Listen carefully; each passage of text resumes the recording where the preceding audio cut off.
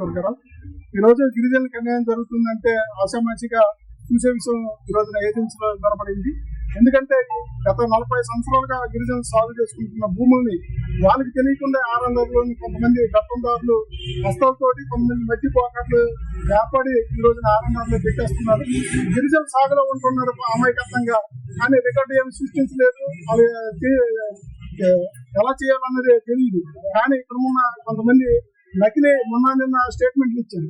నకిలీ డాక్యుమెంట్స్ తో కొంతమంది మధ్య దళాలు దీన్ని ఒక రికార్డు తయారు చేసి ఏదైతే నాన్ రైతు ఉన్నదో వాళ్ళ పేరు మీద ఆరందారులు పెట్టేస్తున్నారు.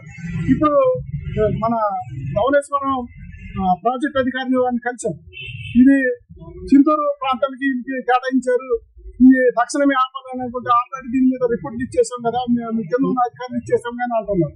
వాస్తవంగా ఇక్కడ ఫీల్డ్ మీద చూస్తే గిరిజనులు అంటున్నారు, ఏదైతే గిరిజన సాగులో ఉన్నారో వాళ్ళకి తెలియకుండా కొంతమంది మధ్య దళాలు మీ సంతకాలు ఏదైతే గిరిజన సాగులో ఉన్నారో వాళ్ళకి నకిలీ సంతకాలు చేసి కొంతమంది ఇక్కడ తెచ్చి పిటిషన్ ఇస్తున్నారు. ఇచ్చేసిన తర్వాత ఇది పాపం ఉన్న అధికారులు ఏమో నోటిఫికేషన్ వచ్చేస్తుంది, ఆ తర్వాత ఏమో డబ్బు అలవాల్సి వస్తుంది. తక్షణమే ఏదైతే